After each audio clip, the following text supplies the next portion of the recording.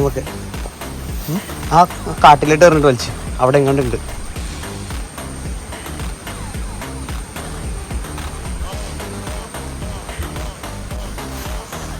എടുത്തു വിടാം. ഓ സ്കില്ലേഷ് അതൊക്കെ അത്ര ഉള്ളൂ. ഇപ്പൊ സന്തോഷം.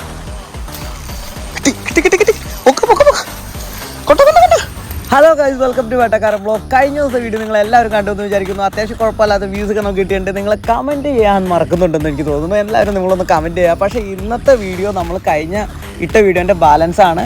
അപ്പം അതിനകത്ത് സംഭവം എന്ന് വെച്ച് കഴിഞ്ഞാൽ ഈ വരാല അടിച്ച് കിട്ടിയെന്ന് പറഞ്ഞാൽ ഒരു കാര്യമില്ലാണ്ട് കയറി അടിക്കുകയാണ്. ചുമ്മാ ഒരു കുഴിയിൽ നമ്മളൊരു ഡൗട്ടിന് ചുമ്മാ ഇട്ട് വലിച്ച് ഫ്രോഗ് വെള്ളത്തിൽ മുട്ടിയത് ഈ സാധനം കയറി അടിക്കില്ലായിരുന്നു.